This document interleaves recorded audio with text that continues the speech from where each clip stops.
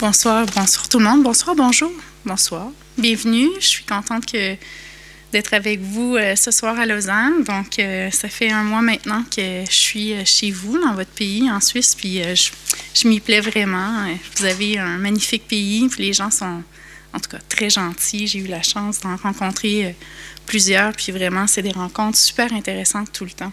Donc, sans plus tarder, je voudrais remercier là, les institutions et les personnes qui ont rendu cette conférence possible, donc notamment l'école, la haute école, l'école, le réseau, Sylvie Meyer, Sylvie Tétrault, Nicolas, Romain, et vous tous d'être ici ce soir. Donc, je vais commencer par une introduction. Ensuite, je vais vous parler des objectifs que je souhaite qu'on aborde ensemble. Je vais définir certaines notions qui sont centrales dans mon propos, à savoir expert, expertise, éthique, enjeux éthiques. Ensuite, je vais vous proposer un cadre d'analyse éthique d'une situation, à savoir celle de l'expertise en ergothérapie, pour conclure. Et ensuite, j'espère qu'on aura un moment d'échange ensemble. Donc, ça vous va comme ça? Oui? Alors, au niveau de l'introduction, peut-être dire que je ne sais pas si c'est la même chose chez vous, mais de plus en plus d'ergothérapeutes sont appelés à adopter ou réaliser un rôle d'expert au Québec. Donc, ce rôle soulève quand même plusieurs enjeux éthiques, puis l'idée, c'est de les regarder ensemble. Je ne prétends pas que ça sera exhaustif, mais disons de soulever déjà, disons, mettre une lunette éthique pour mieux voir quels pourraient être ces enjeux.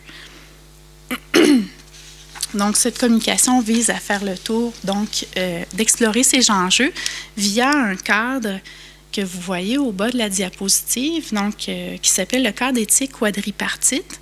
Donc, c'est un cadre que j'ai développé et qui propose de convoquer 2 théories éthiques qu'on considère avérées, c'est-à-dire des théories éthiques qui, aujourd'hui, quand on fait de l'éthique appliquée, sont considérées comme des incontournables, à savoir l'éthique utilitariste d'une part, l'éthique déontologique d'autre part. Donc, vous avez les 2 premières bulles, celle du haut et celle de droite. Ensuite, de plus en plus d'auteurs considèrent que de simplement appliquer des théories de manière déductive à des situations, c'est en quelque sorte négliger des éléments importants, à savoir les valeurs des principaux acteurs de la situation, c'est-à-dire que les gens qui sont confrontés aux enjeux éthiques. D'où l'idée de convoquer 2 autres lunettes, donc pour avoir un cadre théorique qui soit en quelque sorte complet. Donc, les 2 autres lunettes qui sont convoquées sont l'éthique des vertus et ensuite les valeurs professionnelles. Donc, on va faire le tour de chacune de ces lunettes-là en analysant donc les cas d'expertise en ergothérapie. Ce faisant, on aura quand même fait un bon tour, je pense, d'un point de vue éthique de la question. OK. Donc, ce soir, les objectifs sont assez simples, à savoir les suivants. J'aimerais qu'à la fin de la communication, on ait ensemble une conception commune de ce que c'est un expert, ce que c'est une expertise, qu'est-ce que l'éthique, qu'est-ce qu'un enjeu éthique, et quels sont les types d'analyses que peut requérir une réflexion éthique. Donc, quand on réfléchit d'un point de vue éthique, quel genre d'analyse on fait? Ce faisant, on aura exploré donc des enjeux éthiques qui sont liés aux démarches d'expertise en ergothérapie. Puis, je souhaite aussi évidemment que nous discutions ensemble de ces notions, de ces enjeux, de ces analyses, pour voir dans quelle mesure tout ça résonne dans votre pratique. Est-ce que le son est bon? Vous m'entendez bien? Oui? OK. Donc, s'il y a quoi que ce soit, vous me faites un signe, vous m'arrêtez. Aucun problème. Alors, avant de débuter, j'aimerais vous présenter 4 cas de figure, à savoir Marc, le crédible populaire, Anne, la témoin experte, Lise, la fonctionnaire poursuivie et Jean, l'opportuniste malhonnête. Et peut-être dire que... J'ai-tu accroché quelque chose? Oui, j'ai accroché quelque chose. OK. Disons que depuis 2015, je documente les enjeux éthiques rencontrés par des ergothérapeutes du Québec. À ce jour, avec mes équipes, on a rencontré en entrevue à peu près 200 ergothérapeutes, des entrevues profondes, individuelles, des ergos de toutes sortes de milieux. Et les cas de figure que je vous présente aujourd'hui, ce sont des cas réels. Bon, évidemment, j'ai changé les noms, quelques détails dans les situations, mais donc ce sont des vraies situations qui ont été vécues donc, par des ergothérapeutes québécois. Alors, Marc. Marc, c'est un ergothérapeute. OK, j'accroche toujours quelque chose.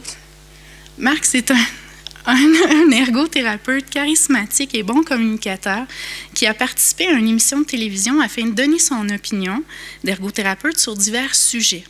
Il a acquis une grande crédibilité, une certaine popularité et il a fait connaître la profession à un large public. Anne.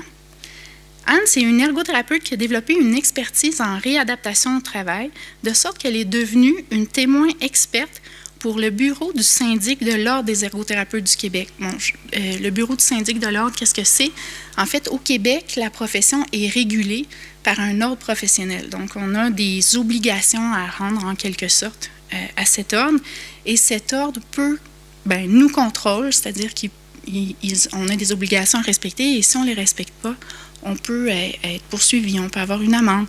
Et les patients, les clients, peuvent faire une plainte aussi contre nous, contre un ergothérapeute.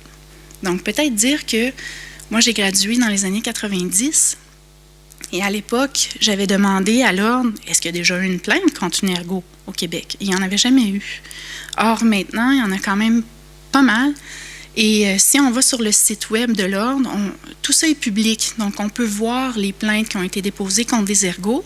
Et ce qu'on voit, c'est la plupart des plaintes concernent des ergothérapeutes du secteur privé. Est-ce que vous utilisez cette expression secteur privé? Donc, pas pratique libérale. Donc, le secteur privé est un secteur où, parce qu'il y a à peu près, disons, 25% des ergothérapeutes au Québec qui travaillent dans le secteur privé, 75% travaillent dans le réseau public. Or, le nombre de plaintes à l'endroit d'ergothérapeutes du secteur privé occupe plus de 50% des plaintes. Donc, proportionnellement, les plaintes sont élevées. Donc, Anne est devenue une témoin experte. Donc, étant donné le nombre de plaintes déposées par des patients à l'endroit d'ergothérapeutes, étant donné que le nombre de plaintes a augmenté, l'Ordre a décidé de mettre en place un groupe d'ergothérapeutes qui sont des témoins experts, donc qui peuvent venir partager leur expertise et décider dans le contexte est-ce que la plainte est justifiée. Donc, ils vont, avec les lumières de la raison, si on veut, ils vont éclairer l'Ordre pour prendre une décision. Lise. Lise est une ergothérapeute qui travaille en adaptation de domicile. Ayant une grande expérience, elle connaît les règles des organismes qui financent les adaptations domiciliaires et l'attribution de l'aide personnelle et des aides techniques. Ainsi, plutôt que de faire des recommandations professionnelles qui s'alignent parfaitement aux besoins des patients ou des clients, ces recommandations sont plutôt en ligne avec les règles des assureurs. Elle veut s'assurer, dans le fond, que ces recommandations vont être payées ou financées par le tiers. Or, il arrive des situations où les besoins des patients sont supérieurs à ce que les règles des tiers permettent. Donc, ceci fait en sorte qu'une plainte a été déposée contre Lise. Jean est un ergothérapeute qui travaille en conduite automobile dans le réseau public. Constatant la forte demande pour des évaluations de l'aptitude de patients à conduire un véhicule, il a décidé de se démarrer, donc en parallèle de sa pratique publique, une offre de service au privé, laquelle est, il faut le dire, très lucrative. Aussi, il a commencé à accumuler une file d'attente au public, volontairement, de façon à s'auto-référer des patients au privé. OK? Donc, on voit 4 cas de figure. Donc, tout ceci pour mettre en scène l'idée que c'est pas noir-blanc, l'expertise en ergothérapie. Puis, bon, les analyses éthiques qu'on va faire ensemble vont cibler des situations qui sont certes positives, mais d'autres un peu moins, comme on le voit. Ça va jusqu'à maintenant? OK.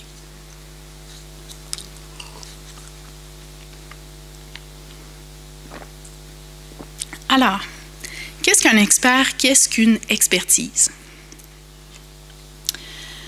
Alors, on peut dire que chaque profession, évidemment, est liée à un domaine d'expertise, à un champ d'expertise qui lui est propre.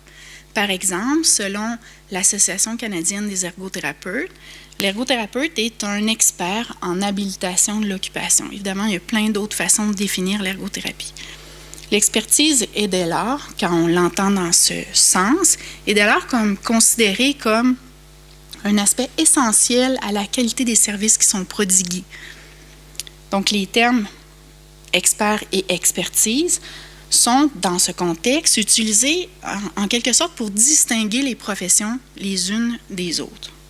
Donc, ce n'est pas en ce sens que les mots expert et expertise sont ce soir utilisés. Donc, les termes d'expert et expertise, quand on s'y attarde et on scrute les écrits dans le domaine de la santé, ce qu'on se rend compte, c'est qu'ils sont polysémiques, c'est-à-dire qu'il y a plein de façons de les définir et souvent leur usage est galvaudé. Donc, je trouvais ça important quand même de faire une certaine clarification conceptuelle. En ergothérapie, ce que j'ai observé dans les documents que j'ai consultés, c'est qu'en général, il y a 4 façons d'aborder le thème expert. Par exemple, d'un point de vue clinique, on va considérer, par exemple, que le patient ou le client, c'est un expert de sa condition. En recherche, on utilise aussi le terme d'expert. Par exemple, l'ergothérapeute peut être appelé à faire partie d'un panel d'experts. À ce moment-là, il va contribuer à donner son opinion sur certains sujets d'intérêt, notamment dans le cadre du développement d'outils cliniques.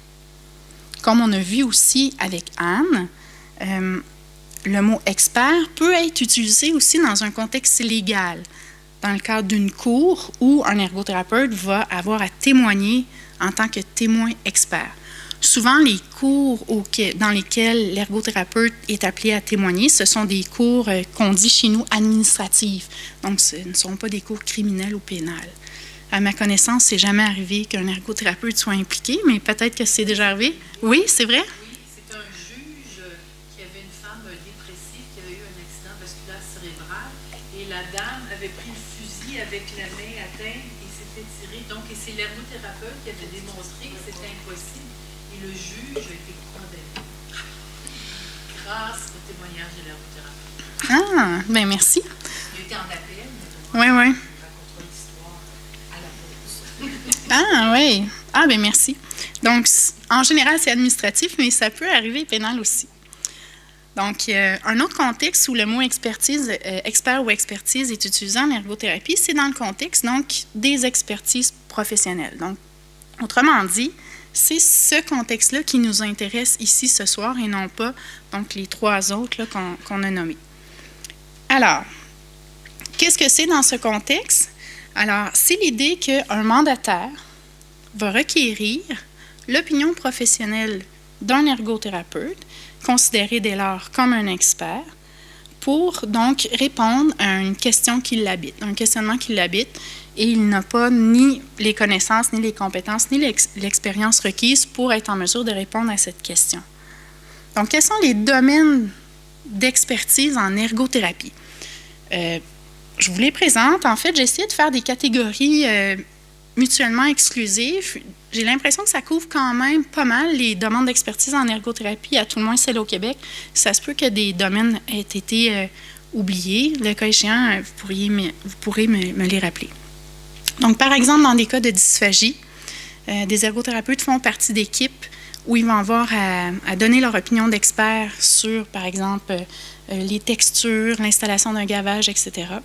Le retour à domicile, encore là, retour aux études, retour au travail, l'usage de contention et l'usage d'un véhicule routier. Donc, ce soir, quand on va faire une analyse d'une demande d'expertise en ergothérapie, je vais vous proposer un exemple qui concerne l'évaluation de conduite automobile. Donc, le dernier élément, l'usage d'un véhicule routier.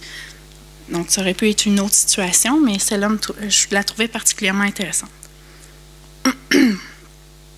OK. Donc, quels sont les attributs et quel est le rôle de l'expert? Donc, on s'entend pour dire que d'abord, l'expert possède des connaissances qu'on considère vraiment rares et précieuses. Donc, il a des connaissances que plusieurs autres n'ont pas. Il a des compétences particulières et il a une expérience aussi dans son domaine d'expertise. Ce faisant, il fournit, donc il donne son opinion à un mandataire qui la requiert en des matières qui peuvent être scientifiques, techniques ou professionnelles, lesquelles nécessitent évidemment des connaissances, des compétences et l'expérience, évidemment, que le mandataire n'a pas. On s'attend de l'expert à ce qu'il soit, et ça c'est important, objectif et impartial. Donc, ce sont des conditions nécessaires de la pratique de l'expertise, peu importe le domaine par ailleurs. Alors, il y a des auteurs qui proposent une catégorisation des degrés d'expertise, en quelque sorte. Puis je trouvais ça quand même intéressant parce que ça nous permet de bien comprendre qui est l'expert. Alors, par exemple, le novice. Le novice, c'est quelqu'un qui est centré généralement sur l'ABC de la profession. Donc, il connaît les règles, il connaît les procédures. Cela dit, il a tendance à ne pas prendre en compte, pas mettre les interventions dans un contexte plus large. Donc, souvent, dans les écrits, on va dire que c'est, par exemple, le jeune professionnel que ça fait peut-être 1 an ou 2 qui pratique la profession. Donc, on le considère comme un novice.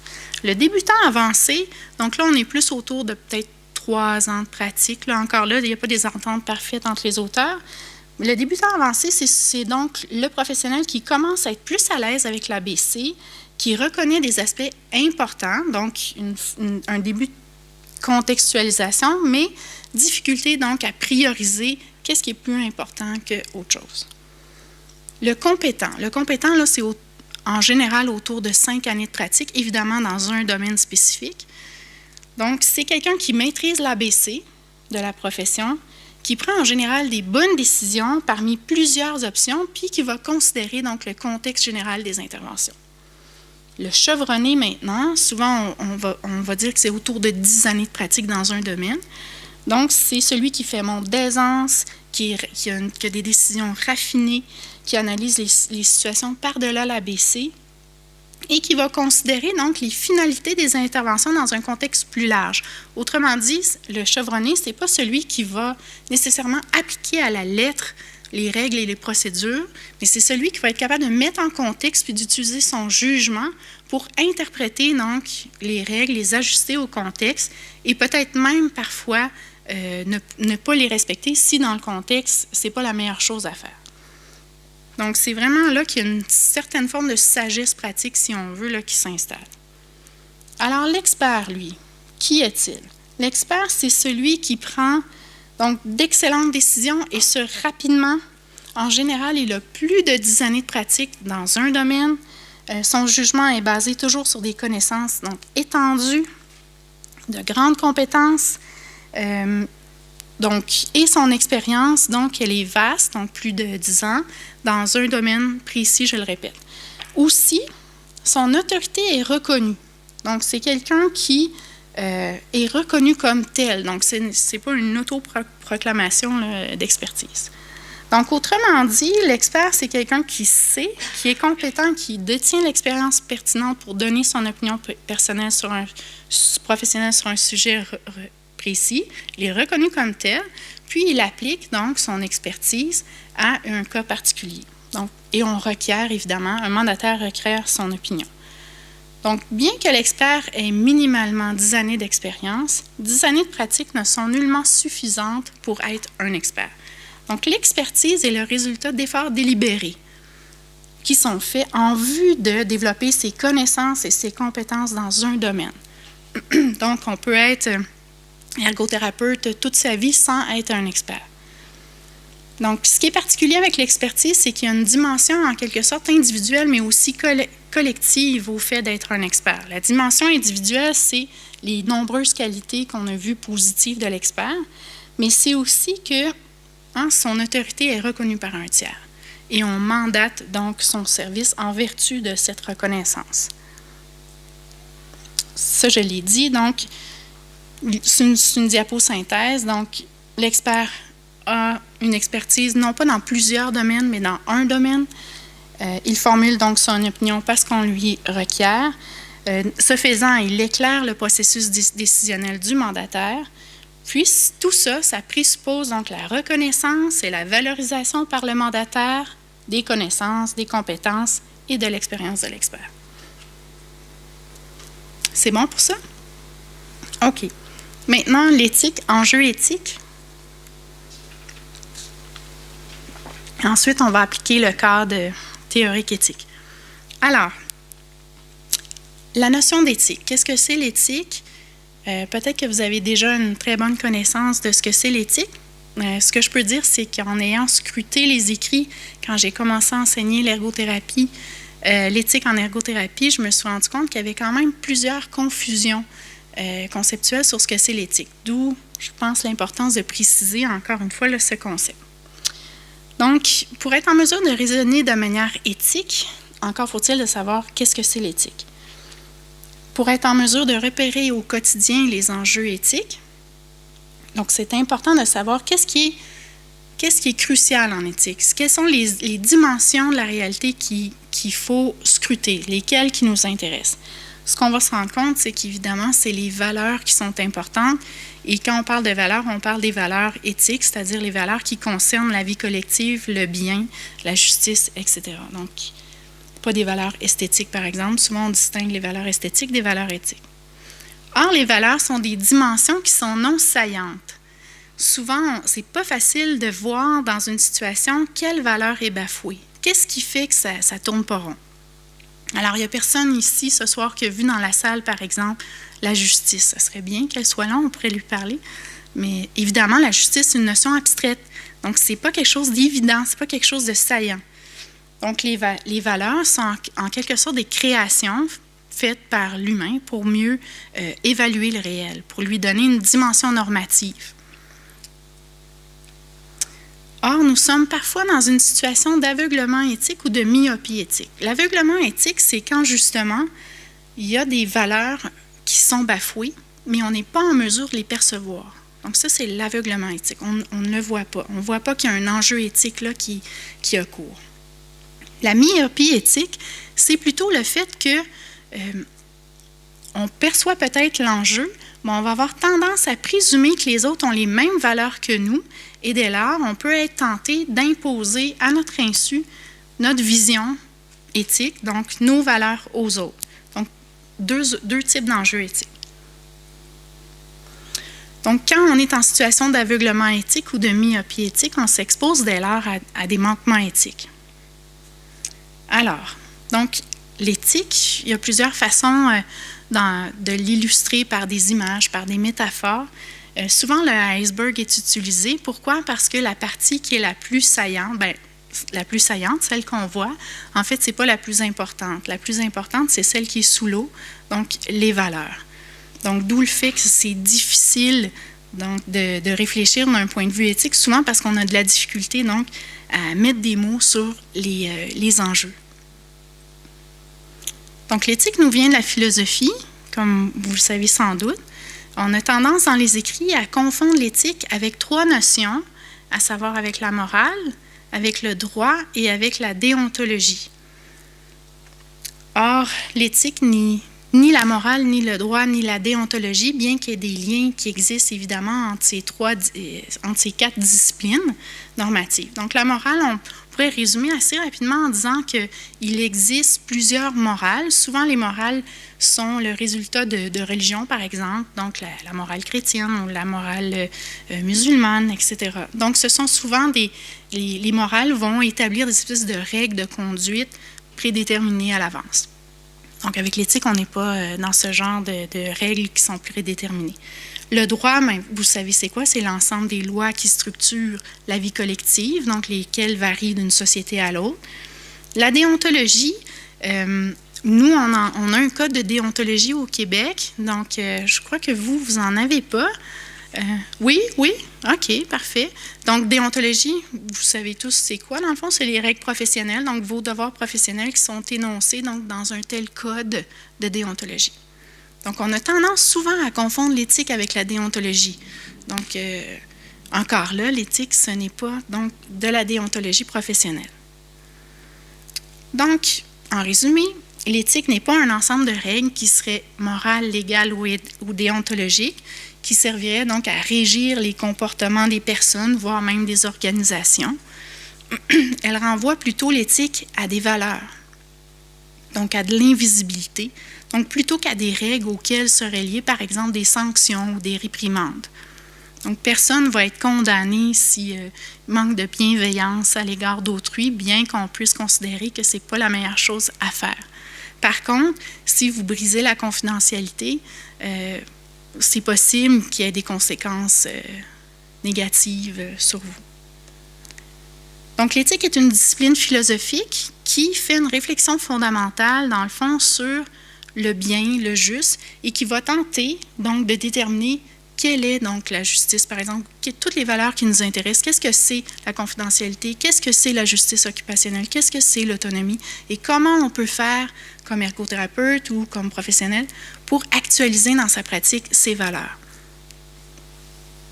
Donc, il y a un philosophe qui résume ce que c'est l'éthique, Paul Ricoeur, vous le connaissez sans doute, qui dit que la visée de l'éthique, dans le fond, c'est la vie bonne avec et pour autrui dans des institutions sociales justes.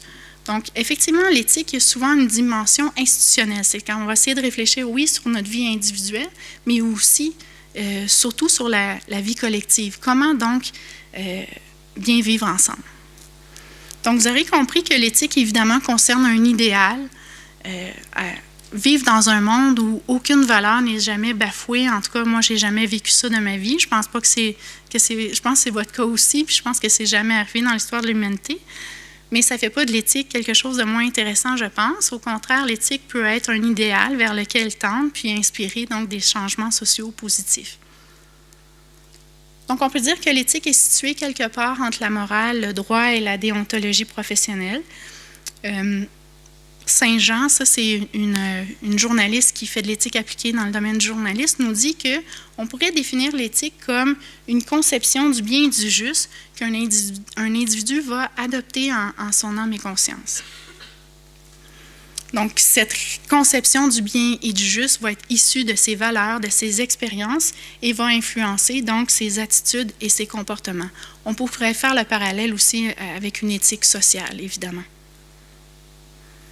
Donc, cette éthique que quelqu'un va développer va peut-être l'amener aussi à contester certaines règles morales, légales ou déontologiques. D'ailleurs, quand on s'intéresse au développement du raisonnement éthique chez l'être humain, il y a plusieurs chercheurs dans le domaine de la psychologie morale qui se sont intéressés au développement du raisonnement éthique chez l'être humain. Ce qu'on constate, c'est que les enjeux éthiques les plus difficiles à vivre pour un humain, c'est souvent ceux qui vont opposer, dans le fond, une règle légale à une valeur qu'on souhaiterait appliquer. C'est-à-dire que c'est difficile, je pense, pour toute personne de se mettre en situation d'illégalité pour agir de manière éthique. Donc, ces enjeux-là sont souvent les plus... ils viennent nous chercher davantage.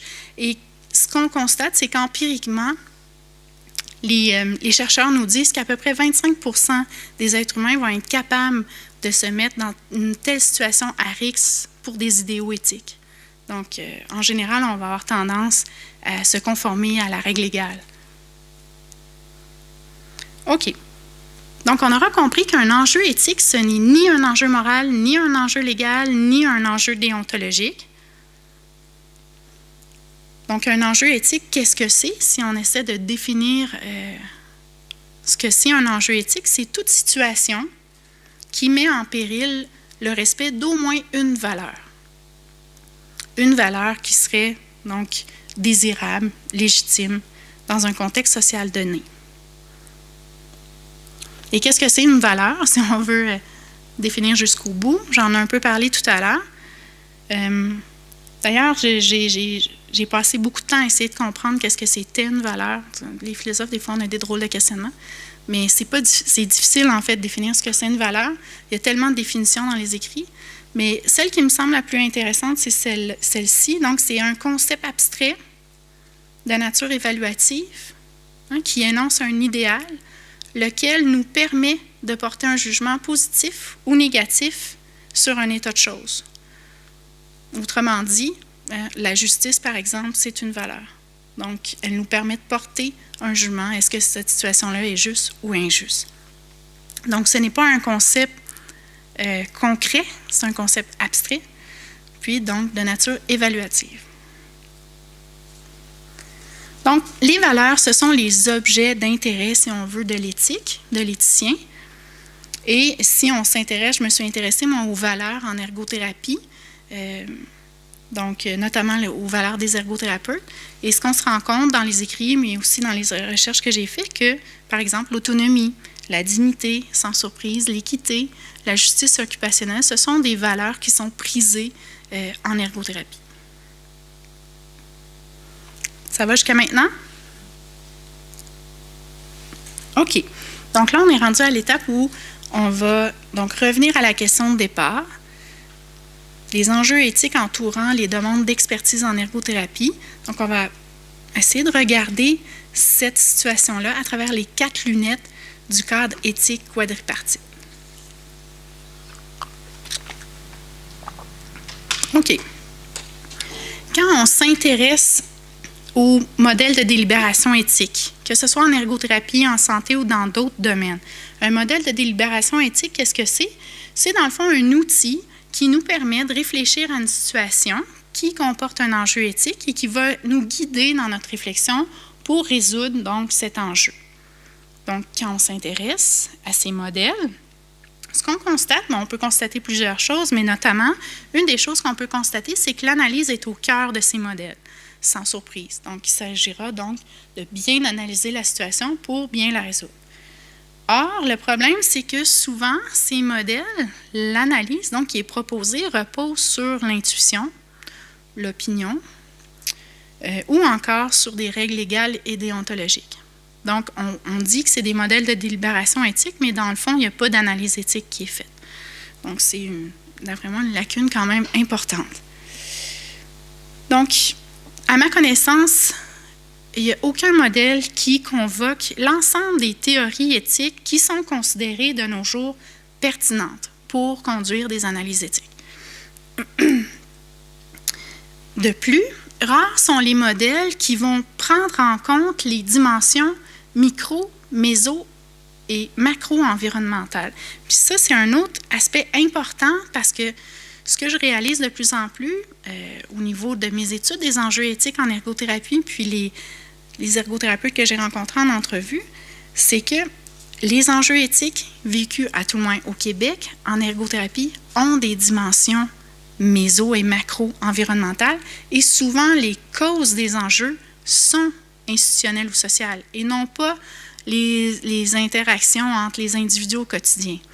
Or, les ergothérapeutes sur le terrain, ce qu'elles et ce qu'ils font souvent, c'est de mobiliser des outils ou des ressources de nature micro-environnementale.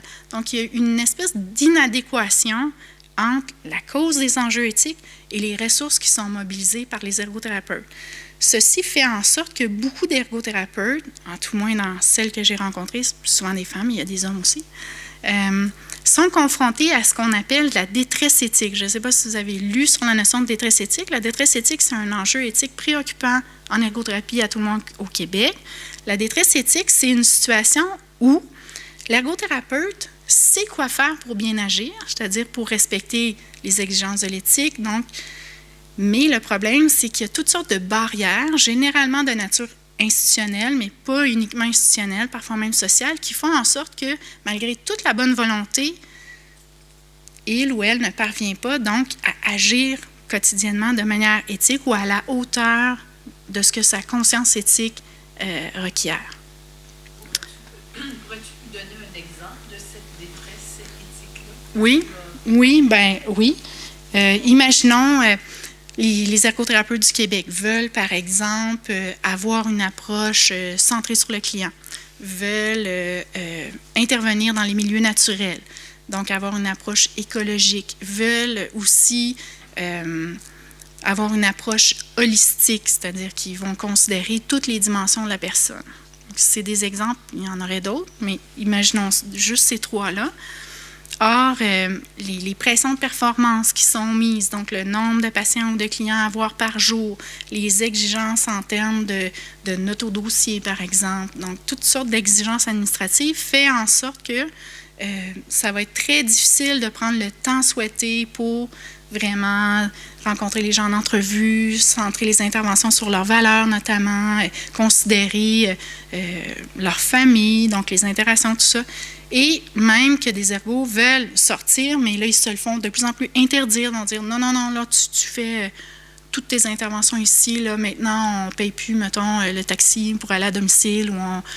Donc, une diminution de l'intervention dans la communauté. Oui, c'est ça. Ou, par exemple, des ergothérapeutes qui travaillent dans des environnements plus biomédicaux, avec une équipe où mettons, je ne veux pas nommer de profession, là, mais certaines professions qui ont une approche plus biomédicale vont faire en sorte que, avec les valeurs plus les valeurs plus sociales, plus humanistes de l'ergothérapeute, mais ils vont faire en sorte que ça va être difficile parfois là, de réussir à avoir une approche vraiment holistique, centrée sur le client, tout ça.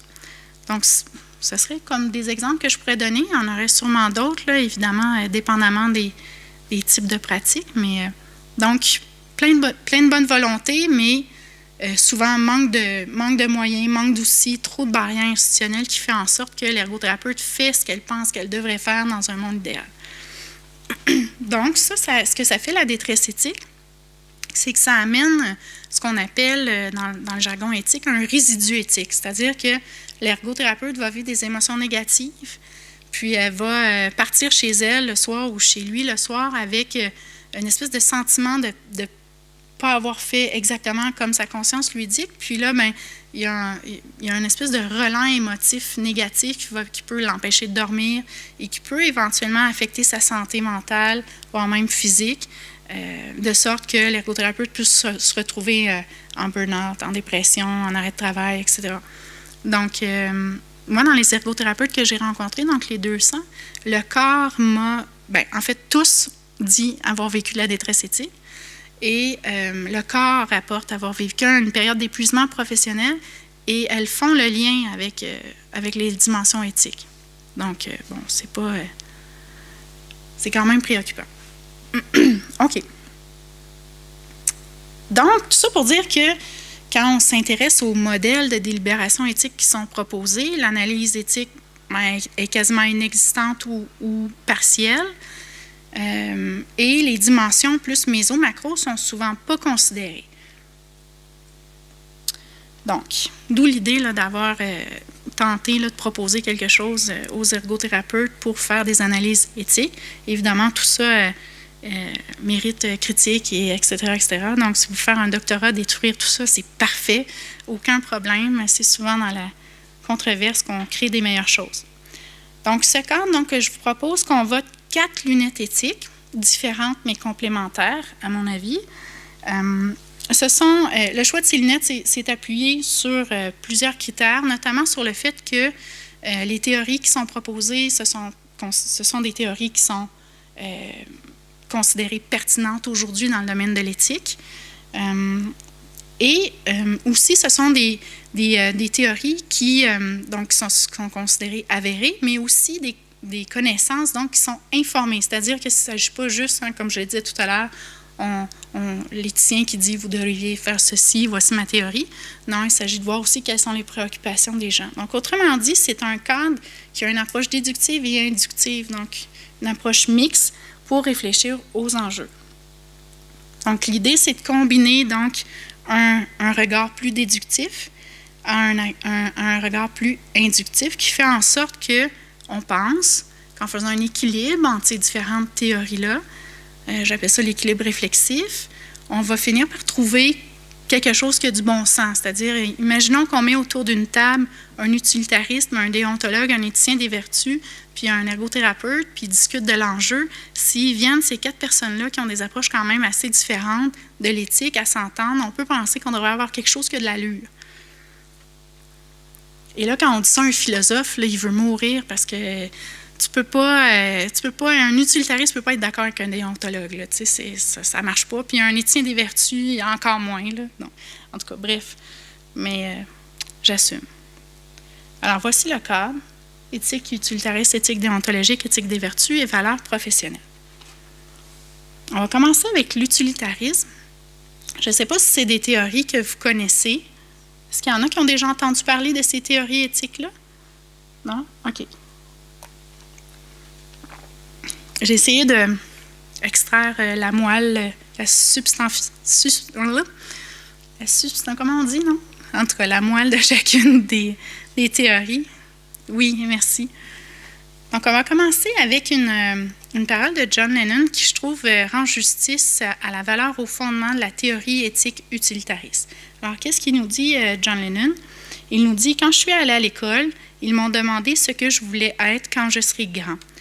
J'ai répondu « heureux ». Ils m'ont dit que je n'avais pas compris la question. J'ai répondu qu'ils n'avaient pas compris la vie. » Alors, vous aurez compris que la valeur au fondement de l'éthique utilitariste, c'est le bonheur. Okay? Chaque théorie a des valeurs qui se trouvent à la base de chacune d'elles. L'utilitarisme, c'est le bonheur. Donc, quand on prend cette lunette pour analyser un enjeu éthique, on va être préoccupé par la qualité de vie des personnes en présence. On va être préoccupé par leur bien-être. On va être préoccupé par tout ce qui, dans leur vie, leur apporte donc du bonheur. Quand on adopte aussi cette lunette éthique pour analyser un enjeu, on va aussi avoir un regard macro, c'est-à-dire qu'on va regarder une situation en regardant tous les acteurs, mais d'un point de vue dégagé, neutre.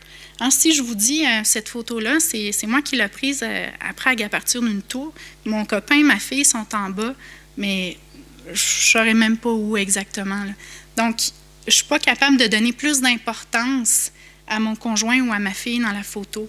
Donc, l'utilitariste, c'est celui qui se veut impartial. Donc, il va donner une égale considération à chacun, peu importe son lien affectif avec la personne. Donc, l'idée, c'est de construire une société, si on veut, où chacun est considéré. Donc, juste pour mettre en contexte, c'est une théorie qui est née au 18e siècle en Angleterre. C'est Bentham et Mill qui sont au fondement de cette théorie-là. Et à l'époque, Bentham, c'était un juriste.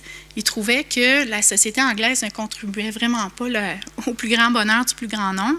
Donc, c'est quand même à l'époque une théorie assez révolutionnaire. Donc, il s'agissait de donner du pouvoir au peuple, en quelque sorte. Donc, c'est l'instigateur anglais de la démocratie, notamment. OK. Quand on a une approche utilitariste, donc chaque théorie vient avec une méthode, un outil pour réfléchir à la situation. Donc, les utilitaristes, eux, on l'appelle le calcul de l'utilité. C'est l'idée de sous-peser les pour et les contre, de regarder les conséquences positives et négatives des options qui s'offrent à nous et de considérer aussi les options positives et négatives de la non-action aussi. Donc, il va s'agir vraiment de regarder, OK, si je fais telle chose, c'est quoi les conséquences positives, négatives sur tous les acteurs concernés? Si je ne fais pas telle chose, ça serait quoi les conséquences négatives, positives, etc. Et là, je vous ai mis cette image aussi qui représente bien cette théorie. Alors, vous voyez peut-être mal là, les paroles. Alors, je vais vous les lire. Alors, c'est un groupe de moutons, évidemment, qui avance. Celui de gauche, oui, dit « Je me demande où on va ». Et l'autre dit « Commence pas à faire ton intello ». Alors, tout ça pour dire que l'utilitariste, c'est un peu le mouton noir. C'est celui qui cherche toujours à « oui, mais est-ce qu'on fait bien les choses? Est-ce qu'on devrait les faire comme ça? Est-ce qu'on a bien réfléchi jusqu'à maintenant? » Donc, c'est l'idée de penser à l'extérieur de la boîte, en quelque sorte. Donc, de toujours essayer de voir, bon, est-ce qu'on est vraiment en train de faire les bonnes choses? Donc, c'est un peu fatigant, un utilitariste, parce que c'est celui qui va toujours essayer de trouver où le bas blesse. Sachant que tout être humain, on est socialisé dans un contexte social donné, puis qu'on a tendance à vouloir, évidemment, être apprécié de nos pairs, à bien s'insérer dans un groupe. Les écothérapeutes, on est bon là-dedans, je pense. On est bon pour s'adapter, on est assez conciliant. Bien, peut-être moins ici, là. dans votre école avec le travail social. Peut-être qu'il y a un élément de graines de rebelle chez vous. Mais en tout cas, chez nous, je ne sais pas si tu es d'accord, Manuel, mais on est quand même assez dociles, les ergothérapeutes, je pense. Julie, non? Oui. Donc, des rebelles en ergothérapie, il n'y en a pas tant que ça, mais l'utilitariste, c'est un peu ça. Et c'est le rebelle, là. C'est celui qui veut brasser la cabane puis faire mieux, toujours mieux.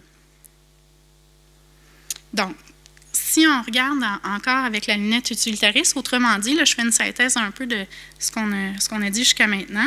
Donc, il va s'agir d'analyser la situation en fonction du bien-être des personnes. Mais là, c'est l'ensemble des personnes concernées. Donc, c'est les patients, leurs familles, les professionnels impliqués, les partenaires, voire même la société dans son ensemble. Tout ça à l'aube de la qualité de vie des personnes. Donc, l'idée, c'est qu'on cherche... Le principe de la théorie utilitariste, là, c'est le plus grand bonheur du plus grand nombre. Là, c'est vraiment ça le but de cette théorie-là. Ce faisant, on anticipe, donc, comme je le disais, les conséquences positives, négatives. Et on appelle ça souvent dans les écrits la balance décisionnelle. Donc, et là, il faut dire que l'éthique utilitariste, c'est une théorie qu'on dit empiriste, c'est-à-dire que ce n'est pas une théorie qui va fabuler sur « Ah, il va peut-être arriver ça » ou « Ça risque peut-être de se passer comme ça ». Non, au contraire, l'utilitariste, c'est quelqu'un qui consulte les faits, qui documente les situations, les faits probants, scientifiques, etc., puis qui va réfléchir, mais vraiment là, sur la base de statistiques, de données fortes pour bien prendre des décisions. Donc, il ne s'agit pas là, juste d'imaginer toutes les conséquences possibles et imaginables. Ça va être essayer de voir les conséquences probables. Et tout ça en demeurant toujours impartial, objectif. Donc, il s'agit à tout prix d'éviter la partialité, la subjectivité. Il s'agit aussi, comme avec l'image des moutons tout à l'heure, de penser par-delà les normes sociales. Donc, d'oser penser autrement, de questionner les us et coutumes. Donc, d'être... Socrate parlait que le philosophe, c'est comme le thon là, qui vient tout le temps te fatiguer, là, puis tu l'entends, c'est un peu ça, là, l'utilitarisme. OK. Donc, quand on a une préoccupation pour l'ensemble, comme l'image où je vous montrais qu'il y a plusieurs personnes qui ont de la difficulté à identifier une personne en particulier, l'utilitariste, c'est celui qui pense certes aux clients ou aux patients desservis ou servis actuellement, mais qui pense aussi à tous ceux à venir. Donc, il y a toujours cette perspective-là d'avoir une approche plus populationnelle. Et là, d'avoir l'idée de l'équité plutôt que l'égalité stricte. Je vais revenir tout à l'heure là-dessus, mais souvent, on a tendance à dire qu'être équitable, c'est donner la même chose à chacun. L'utilitariste n'est pas de cet avis-là. Je vais vous montrer une image qui va illustrer cette idée-là.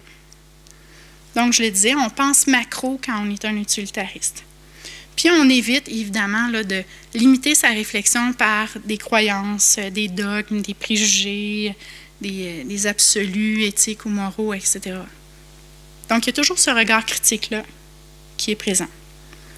Alors, pour distinguer l'égalité et l'équité, je trouve que c'est une image qui explique bien les deux concepts. Alors, on a 3 personnes qui ont des caractéristiques différentes en termes de taille, qui veulent tous, évidemment, voir la partie de baseball. L'égalité, ça serait de donner à chacun la même chose. Donc, une caisse. Là, on voit qu'il y a seulement 2 personnes sur 3 qui sont capables d'assister à la partie. L'équité, en termes utilitaristes, mais aussi en termes déontologiques, comme on va le voir, parce qu'il y a quand même des éléments sur lesquels ces 2 types d'éthiciens-là s'entendent. L'équité, c'est au contraire de donc, répondre aux besoins, donc donner pas la même chose à chacun, mais donner selon le besoin. Et ce faisant, on atteint donc plus d'équité. Donc, la conséquence, c'est qu'enfin, les 3 personnes peuvent assister à la partie. Donc, si on essaie d'appliquer l'éthique utilitariste à un cas particulier, soit l'aptitude à conduire un véhicule routier. Donc, vous êtes un ergothérapeute, expert en conduite automobile, et on vous demande donc de conduire une analyse éthique qui va débuter, disons-le, par l'éthique utilitariste. Alors, quelles sont les conséquences positives, négatives des demandes d'expertise en ergothérapie, dans le cas de conduite automobile, sur les acteurs concernés? Avez-vous le goût de proposer des choses? Est-ce des choses qui vous viennent maintenant, spontanément? Sinon, la diapositive après présente un tableau très tofu et dur à lire, mais bon. Oui. Oui, tout à fait. Mhm. Donc, on voit comme deux valeurs déjà là qui, on pourrait dire qu'il y a un dilemme entre l'autonomie et la sécurité que l'ergothérapeute peut être appelé à vivre. Pensez-vous à d'autres éléments ou j'y vais avec la diapo? Ça peut restreindre, mais ça peut aussi donner des possibilités. C'est-à-dire, on peut donner certaines conditions de conduite. Mhm. Donc, il va pouvoir maintenir la conduite auto, mais avec des restrictions qui vont permettre peut-être de sauver des vies. Ouais. Mais d'aller à mon café, d'aller chercher mon pain parce qu'il pleut. Oui, c'est ça, comme ne pas conduire la nuit ou éviter les autoroutes. Oui, oui, tout à fait. Si je peux continuer à conduire, ça sauve ma vie. Ah oui? Mhm. Oui.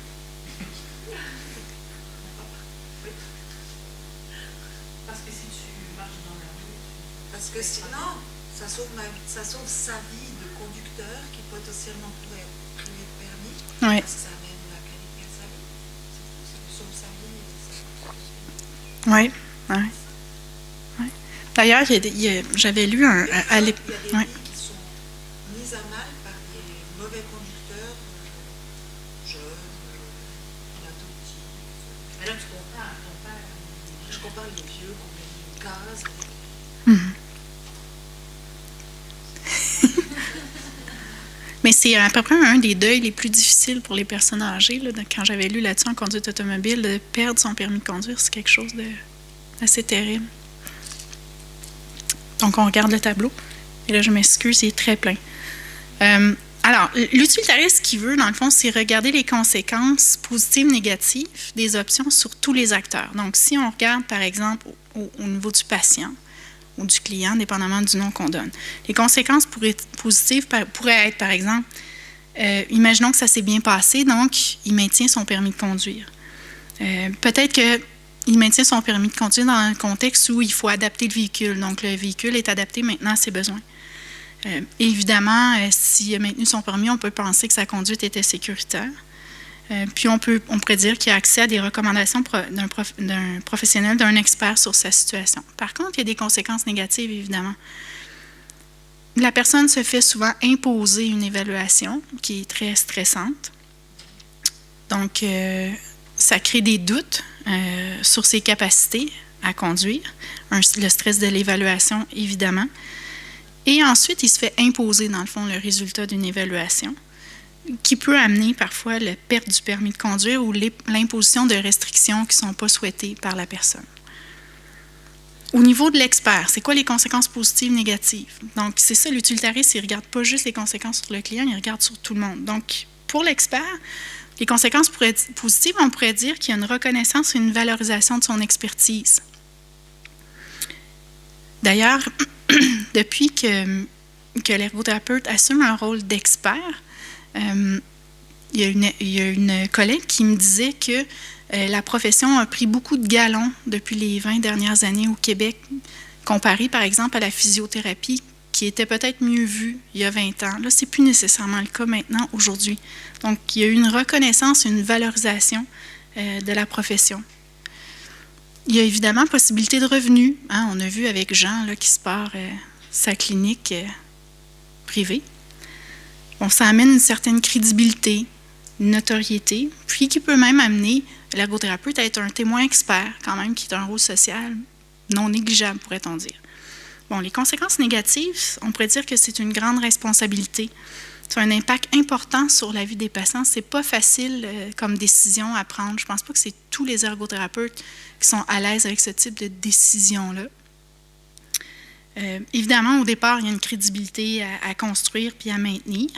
C'est possible fort probable qu'il y ait des clients insatisfaits et qui manifestent leur insatisfaction, voire même qui poursuivent l'ergothérapeute. Puis, l'ergothérapeute, on l'a vu tout à l'heure aussi avec Jean, peut être exposé à des tentations éthiques. Une tentation éthique, c'est un autre enjeu. C'est une situation où on va être tenté de mettre de l'avant ses intérêts personnels plutôt que ceux des patients en priorité. Donc, on appelle ça aussi parfois des conflits d'intérêts. Donc, ce qui n'est pas non plus une conséquence positive. Le mandataire, la conséquence positive, c'est que, évidemment, il a délégué son pouvoir décisionnel à quelqu'un d'autre. Donc, la situation est éclairée par l'expertise. Il pourrait aussi être pas content. Ça se peut que l'opinion contredise ses intérêts. Parce qu'évidemment, tout mandataire a des intérêts, il ne faut pas être naïf. Les intérêts ne sont pas toujours les meilleurs intérêts des patients et des clients. Donc, au niveau de la profession, on peut dire qu'il y a un certain statut social qui vient avec l'idée de l'expertise. Et ça peut être lié à une augmentation salariale, une crédibilité, un développement de la profession aussi, notamment en conduite auto. Il y a eu vraiment plus de recherches qui ont été faites pour développer des outils qu'on considère valides, etc. Donc, il y a eu un développement, on pourrait dire, scientifique au plan de la profession.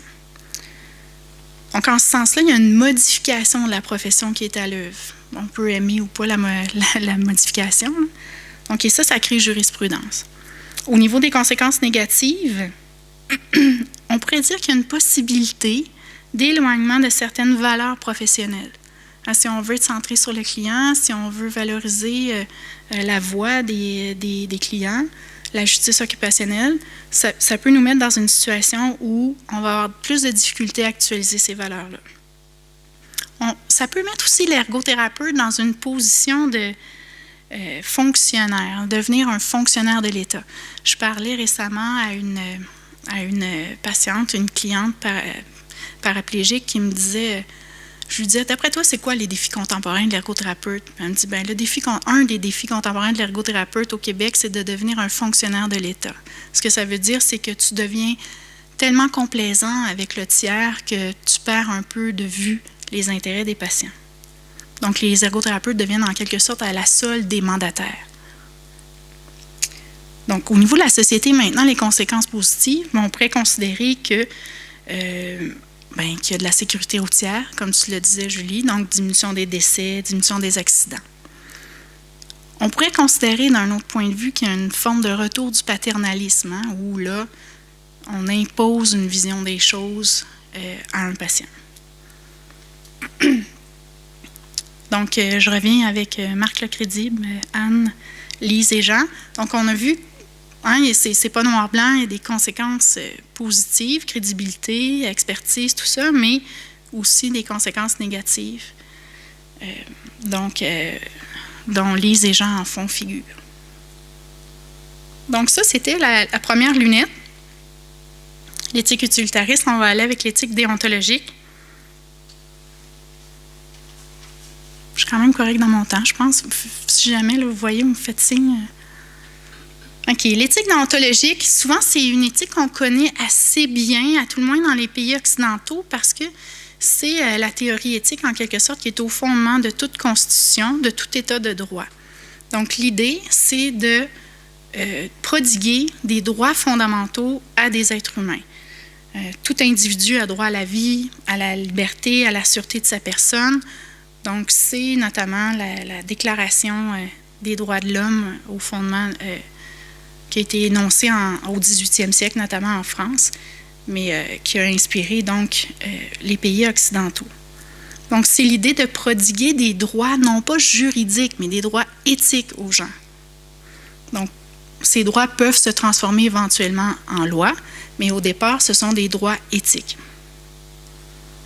Donc, je vous ai mis la déclaration. Donc, comme le disait Victor Hugo, la liberté commence où l'ignorance finit. Donc, le fait de reconnaître en tout être humain une dignité égale a fait en sorte qu'on a décidé de donner une liberté égale à chacun. Donc, tout ça, ce sont des idées, ce sont des concepts. Donc, et ceci fait en sorte que l'ignorance finit, c'est-à-dire qu'on considère maintenant que tout être humain a la même valeur que tout autre, peu importe sa condition, peu importe son lieu, sa culture, etc.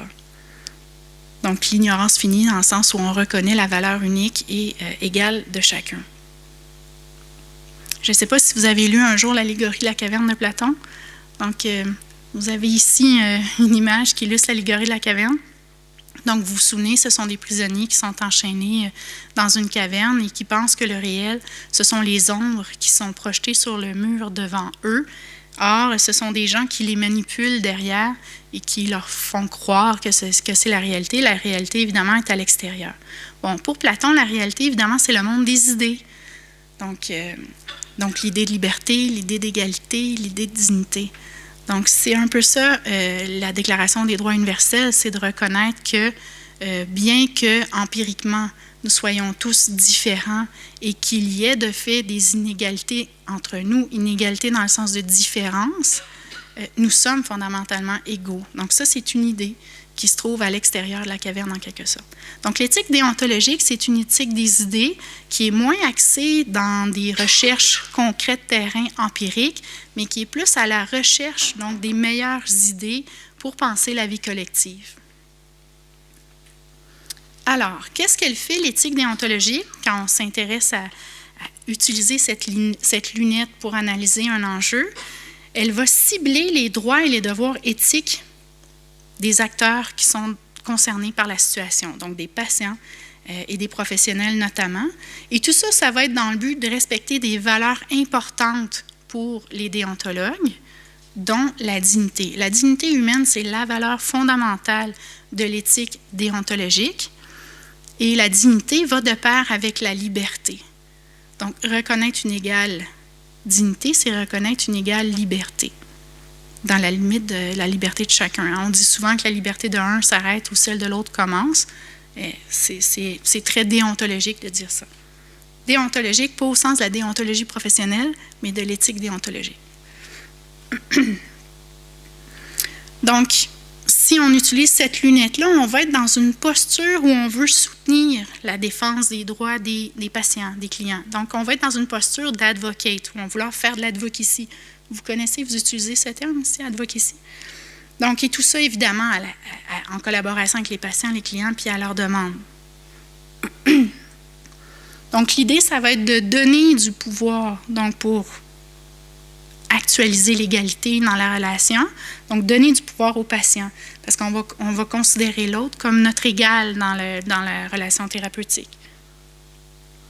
On va être vraiment avec une posture déontologique, on va éviter toute forme de paternalisme, qui soit médical ou éthique. Donc, il ne s'agit pas d'imposer des valeurs, il ne s'agit pas d'imposer une vision de la santé ou qu'est-ce que c'est une bonne ou une pas bonne occupation. On n'est pas du tout dans cette approche-là avec la déontologie.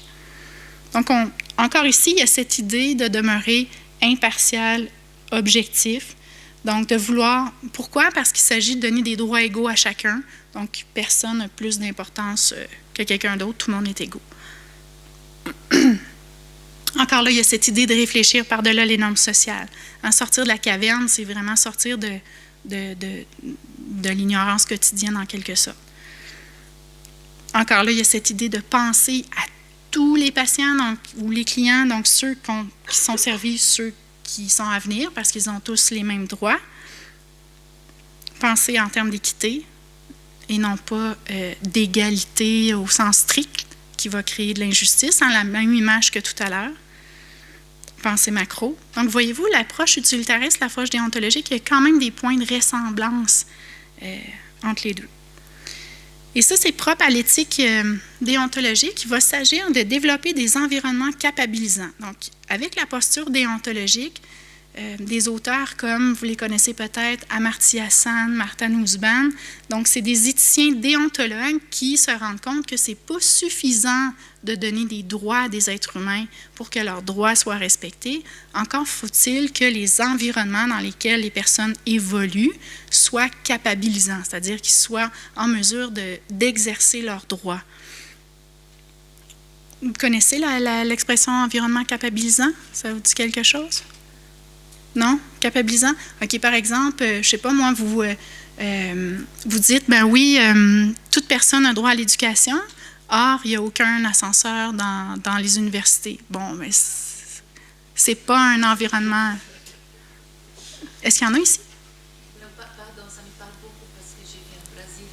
Ah! On a une belle constitution qui parle trop d'équité, d'universalisation, oui. de santé.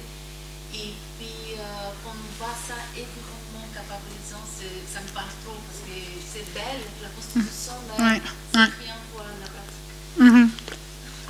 Mais c'est exactement ça. C'est l'idée que ça ne donne rien de déclarer des droits si on ne fait pas rien concrètement pour que ces droits soient des vrais droits actualisés. Donc, l'idée d'environnement capabilisant, parce que Amartya Sen, Martha Nussbaum, au lieu de parler de capacité humaine, il parle de capacité humaine. La capacité humaine, dans le fond, c'est la capacité qui peut être actualisée au quotidien parce que l'environnement le permet. Donc, ça rejoint beaucoup, moi, je trouve, nos théories en ergothérapie où on voit l'interaction entre la personne et l'environnement. Puis on sait bien que pour réaliser des occupations, c'est pas suffisant de travailler les habiletés ou les capacités de la personne. Il faut aussi les mettre dans des environnements qui permettent donc l'activité, l'occupation. Donc, moi, je trouve que c'est la théorie éthique, en tout cas celle de Martha Nussbaum, là, parce que c'est pas tous les déontologues qui disent ça, mais plusieurs déontologues. C'est la théorie éthique qui rejoint le plus notre profession, à mon avis. Il y a cette idée aussi dans l'éthique déontologique de à la fois conformer son intériorité et son extériorité au devoir, c'est-à-dire que pour le conséquentialiste, on peut, par exemple, faire un don à un organisme pour bien paraître socialement, mais c'est pas grave, le don est fait. Bon, le déontologue est plus exigeant que ça. Il va vouloir que ça soit vraiment une réelle bonne volonté. Là. Il y a l'idée de faire les choses parce qu'on considère que c'est la bonne chose qu'il faut faire et non pas pour d'autres raisons moins nobles, disons-le. OK. Donc, si on regarde encore le cas, aptitude à conduire un véhicule routier. Alors, je vous propose tout de suite le tableau, si on va avoir le temps de tout voir. Donc, quels sont les droits et les devoirs des acteurs concernés par les demandes d'expertise, si on l'ajuste au cas. Bon, là, c'est encore un tableau très rempli, là. L'idée, c'est de voir que chaque acteur a des droits et des devoirs dans la situation. Puis avec la lunette utilitariste, ça va être de mettre en exigu, dans le fond, ces droits et devoirs et voir dans quelle mesure nos décisions peuvent respecter les droits d'un plus grand nombre de personnes. Par exemple, l'expert. L'expert, il a un devoir d'objectivité. On l'a dit depuis le début. Donc, il doit faire abstraction de ses préférences. Il doit connaître l'ensemble des faits et demeurer fidèle aux faits. En plus, il doit être impartial. C'est-à-dire qu'il doit demeurer neutre. Il ne doit pas avoir de parti pris. Il ne doit pas vouloir plaire, par exemple, au référent ou au patient. Il doit avoir une considération égale pour chacun. Donc, il est neutre. Il doit aussi être intègre. C'est-à-dire qu'il doit demeurer fidèle à son opinion professionnelle. J'ai entendu ça tellement de fois dans des entrevues avec des ergots. Le mandataire m'a demandé de changer mon rapport. Il n'était pas d'accord avec la recommandation. Puis, finalement, j'ai accepté. Ouais, mais est-ce que tu pensais que c'était la bonne chose? Bien, pas vraiment, mais là... Donc, demeurer intègre. Devoir d'indépendance, c'est évidemment éviter tout conflit d'intérêts, là, comme Jean là, qui s'auto-réfère des clients. Devoir de professionnalisme. Le professionnalisme, c'est large, ça inclut beaucoup de choses. Donc, connaître le contexte, l'ensemble des normes administratives, cliniques, juridiques, professionnelles, détenir les connaissances et l'expérience nécessaires pour vraiment donner une opinion qui va être fondée, développer un argumentaire solide pour appuyer nos recommandations, etc. Donc, ça, c'est les principaux, il y en aurait sûrement d'autres, là, mais devoirs et droits de l'expert. Donc, on voit que c'est surtout des devoirs. Le patient, bien, il a droit aux résultats de l'expertise, évidemment. Il y a une forme, ça, j'ai vu ça dans les écrits, ça m'a un peu surpris, mais un devoir de soumission à l'évaluation de l'expert. C'est comme s'il se fait imposer la décision. Bon, bien sûr, il peut demander une expertise, mais le référent, si ça fait son affaire, la décision, il y a peu de chances qu'il accorde ce droit-là. Mais on pourrait dire que le droit de contester les résultats, donc droit à une seconde expertise. Le mandataire, bien, il a le droit à une expertise qui est objective et impartiale, évidemment. Il y a un devoir de transparence, qui n'est pas toujours le cas avec tous les mandataires, c'est-à-dire qu'il doit donner à l'expert l'ensemble des faits connus, que lui connaît. Puis il y a un devoir aussi de respecter les droits, évidemment, là, du patient, mais aussi de l'ergothérapeute, de l'expert. Donc, grosso modo, une analyse déontologique, c'est ça que ça fait, c'est que ça se demande, bien, quels sont les droits et le devoir des acteurs en présence, puis quelle option permet là, un respect d'un plus grand nombre de droits. On a fait 2 lunettes. On va avec l'éthique des vertus. Et là, c'est un marathon d'éthique. Là. J'espère que vous me suivez. Puis... Oui, c'est bon? OK. L'éthique des vertus, on l'appelle toutes sortes de noms. On l'appelle le care ethic, l'éthique de la sollicitude, l'éthique du prendre soin. Et peut-être dire une parenthèse, là, je vous parle de l'éthique avec, au singulier, là, l'éthique utilitariste, l'éthique déonto, l'éthique des vertus, mais tout ça, ce sont des familles de théories. Donc, quand on s'intéresse à cette famille-là, évidemment, il y a plein d'auteurs, puis les auteurs ne s'entendent pas tout le temps sur tout, mais c'est des familles de théories. Donc, la famille théorie éthique des vertus, là, je vous donne les grandes lignes là, des consensus dans chacune des familles. Ce qu'elle nous dit, l'éthique des vertus, c'est que c'est important pour le professionnel de développer des vertus, c'est-à-dire des qualités d'être et de faire positives.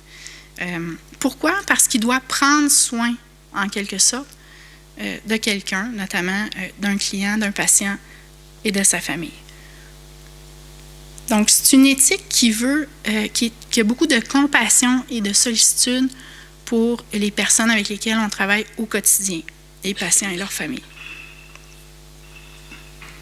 Donc, c'est une éthique où on veut faire de l'ergothérapeute ou du professionnel une espèce de héros qui a plein de qualités extraordinaires, d'être, de connaissances, etc. C'est une éthique aussi qui valorise l'intersubjectivité. Donc, d'où cette image. Donc, le professionnel dans la relation avec ses semblables, avec ses patients, ses collègues, quand on adopte la lunette de l'éthique des vertus, il n'est pas comme l'utilitariste ou le déontologue où il sait en quelque sorte un peu qu'est-ce que c'est l'éthique. Non, dans cette lunette-ci, il y a l'idée qu'ensemble, on va identifier une avenue qui va nous ressembler ou qui va satisfaire les personnes en présence. Donc, il y a cette idée de valoriser beaucoup la voix de l'autre. Dans l'éthique des vertus, c'est l'altérité qui est mise de l'avant plutôt que le « je ». Okay? Notamment l'altérité du client, du patient. Donc, c'est lui qui est mis en vedette avec l'éthique des vertus, si on veut. Pourquoi? Parce qu'il y a cette idée dans l'éthique des vertus que, bien sûr, tout être humain est vulnérable de manière inhérente. Donc, il y a cette idée de la vulnérabilité ontologique, on l'appelle comme ça, c'est-à-dire que la vulnérabilité transcende tout être humain. On a été vulnérable à notre naissance, il y a des moments dans notre vie où on le devient, on a une maladie, on a un accident, et évidemment à la fin de notre vie aussi. Donc, la vulnérabilité, à certains moments de notre vie, est plus présente qu'à d'autres moments.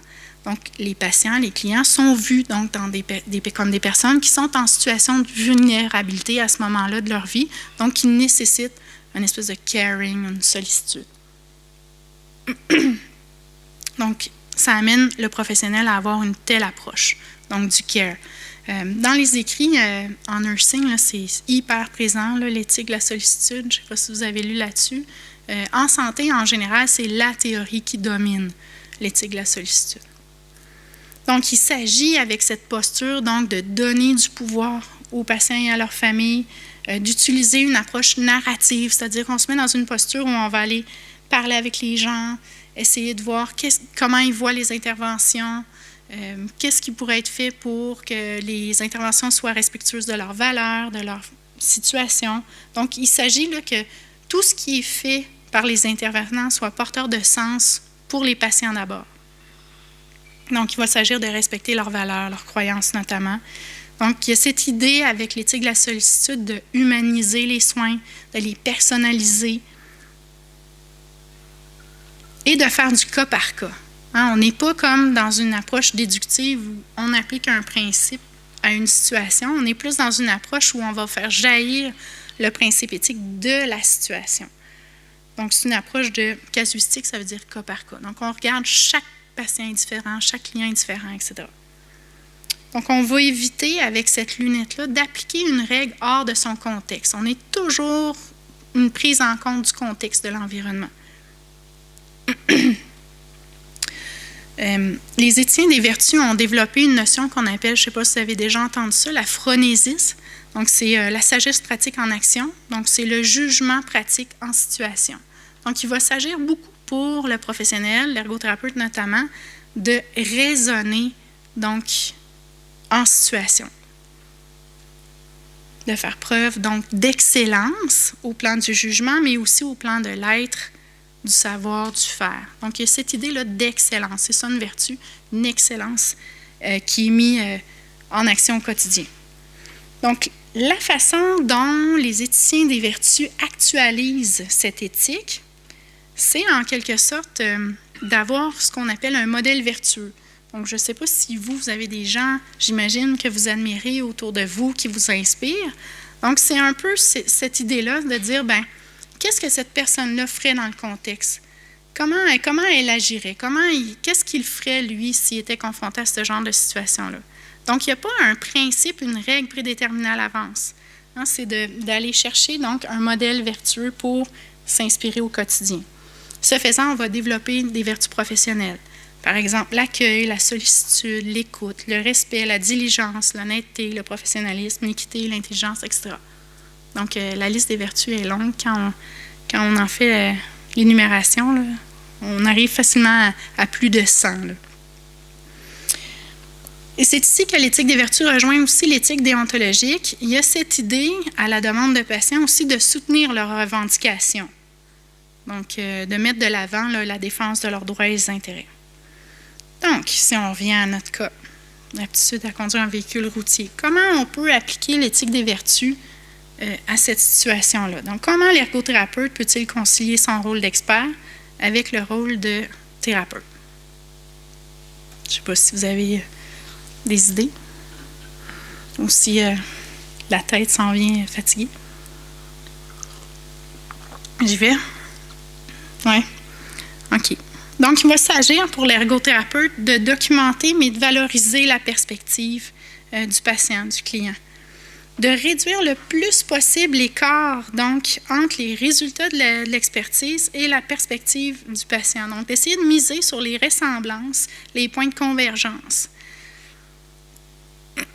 D'identifier, en quelque sorte, des moyens pour compenser le plus possible les inconvénients pour le patient.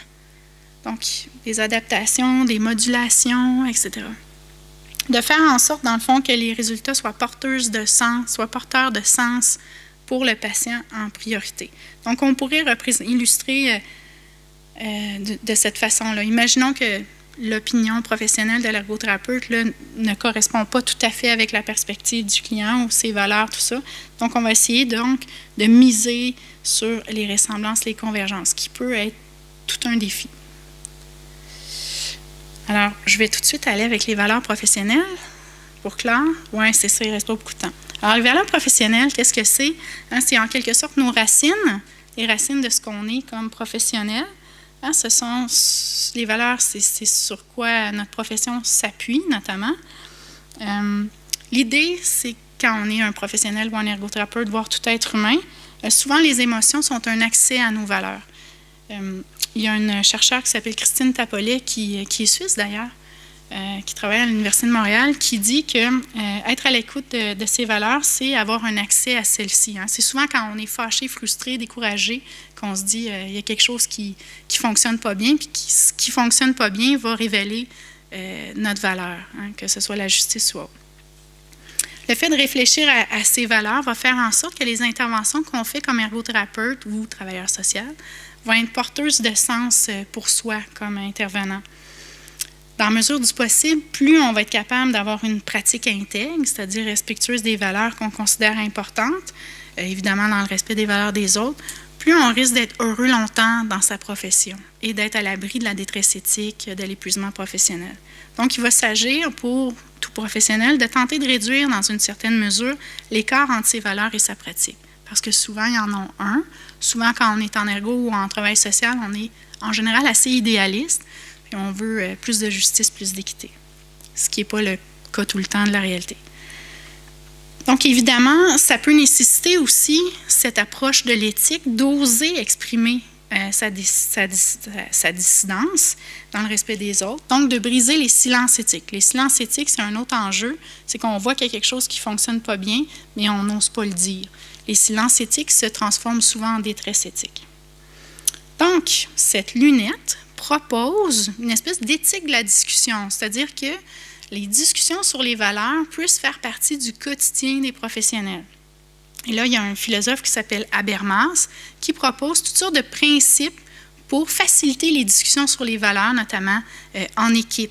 Donc, par exemple, il va s'agir, par exemple, de refuser l'intimidation, la manipulation ou le mensonge, d'écouter évidemment les autres, mais aussi de s'exprimer dans le respect d'autrui, de considérer l'ensemble des faits et des valeurs qui sont pertinentes à la situation, d'interpeller les silencieux. Hein, c'est souvent pas une bonne façon quand on discute d'éthique d'y aller un peu spontanément. Donc, ceux qui sont à l'aise avec la parole, ceux qui ont du leadership au niveau de l'oralité vont prendre le plancher. Or, en éthique, on veut les points de vue de tous. Donc, souvent, on recommande des tours de table. Et on a des discussions là, qui sont plus plurielles et plus riches souvent. Donc, il faut laisser place aussi aux opinions divergentes et voire même les valoriser. Donc, souvent, quand on s'entend vite sur une situation, c'est souvent un signe que ça ne va pas bien.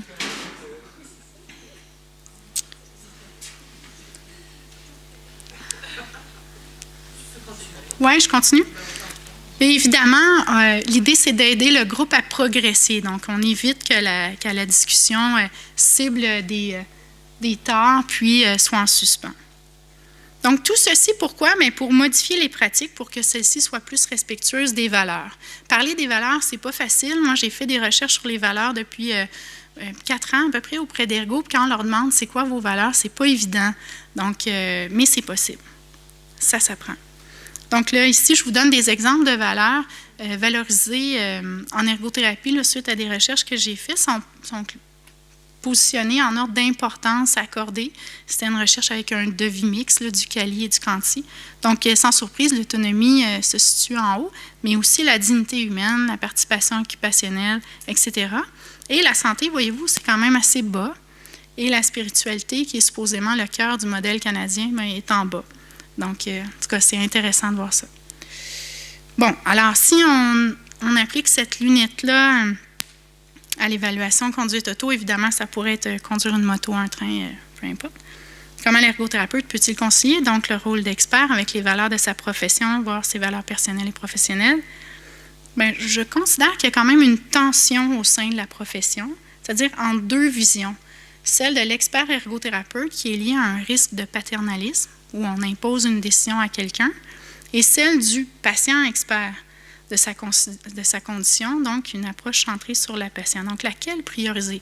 On a vu avec l'éthique des vertus une façon de rapprocher ces deux visions-là, mais ça demeure quand même des situations où c'est possible que ces deux visions-là soient dichotomiques. Donc, peut-on, de manière cohérente, valoriser la voix des patients et répondre à des demandes d'expertise qui impliquent d'être objectif et impartial? Comment? Est-il possible de concilier ces deux visions à première vue dichotomiques? Est-ce que c'est souhaitable? Comment faire le cas échéant? Donc, comment être expert, mais en même temps fidèle aux valeurs humanistes et sociales au fondement de sa profession? Donc ça, c'est un questionnement qui vient de la 4e lunette. Donc, autrement dit, cette 4e lunette-là nous dit, attention, là, c'est comme si l'objectivité s'oppose à la subjectivité, l'impartialité à la partialité. Donc, comment faire? Donc, grosso modo, on a appliqué le cadre d'éthique quadripartique à un cas. Vous aurez vu que l'éthique ne donne pas de réponse. Hein? C'est comme si on a plus de questions à la fin que de réponses. Des fois, c'est frustrant pour les gens. Moi, je trouve ça particulièrement stimulant. Mais bon, je comprends que ça puisse être dérangeant. Donc, 2 théories éthiques universalistes ont été appliquées, l'éthique utilitariste, le déontologiste, puis 2 approches éthiques plus terrain, soit l'éthique des vertus ou les valeurs professionnelles. Donc, une façon que j'ai de présenter le cadre, c'est comme si analyser les enjeux éthiques à l'aide du cadre éthique quadripartique permet en quelque sorte d'asseoir ces analyses éthiques sur des connaissances éthiques avérées, mais aussi sur des valeurs signifiantes pour les acteurs en situation, d'où cette chaise avec 4 pattes différentes. Donc, c'est les 4 appuis pour réaliser notre analyse. On a utilisé un cas de figure, soit la conduite automobile. Donc, en conclusion, on s'était dit au début que c'était souhaitable, à la fin de la communication, qu'on ait une compréhension commune de la notion d'expertise et d'expert, d'éthique, d'enjeux éthiques, qu'on ait une idée de le genre d'analyse qui sont requises quand on fait de la réflexion éthique, puis qu'on ait une bonne vision, là, si on veut, des enjeux éthiques, des demandes d'expertise. On a appliqué à un cas, à tout le moins. Donc, puis on voulait aussi discuter ensemble. Ça, c'est moins atteint peut-être. Bon, comme il est usuel en philosophie, bon, j'ai débuté par tenter de définir certaines notions, expert, expertise, éthique, enjeu éthique, valeur. J'ai présenté ensuite le cadre appliqué à un cas de figure. On a fait des analyses éthiques de divers ordres qui ont apporté des pistes, en tout cas, de réponse ou de réflexion. Donc, j'espère que vous trouvez que les éléments qui ont été convoqués peuvent être considérés comme pertinents et importants, puis que ça a donné un certain relief à ce cas de figure-là. Ce qu'on peut conclure aussi, c'est que je pense que les demandes d'expertise sont liées à des tensions éthiques, notamment des conflits d'intérêts pour des ergothérapeutes, comme on a vu avec le cas de Jean, que les requêtes de tiers payeurs répondent à leurs intérêts d'abord. Hein. Ils veulent économiser de l'argent, se protéger au plan juridique, donc il ne faut pas être naïf. Puis que ces demandes ont le potentiel, certes, d'aider, je pense, des patients, mais aussi de leur nuire, comme on a vu. Ils peuvent en même temps promouvoir puis développer la profession. Donc, le défi de l'ergothérapeute, et là, je reprends les paroles de cette patiente, c'est de ne pas devenir un fonctionnaire de l'État, puis de rester fidèle, dans la mesure du possible, aux valeurs humanistes et sociales au fondement de notre profession. Voilà. Merci de votre attention. Vous avez mes coordonnées si vous voulez m'écrire. Voilà.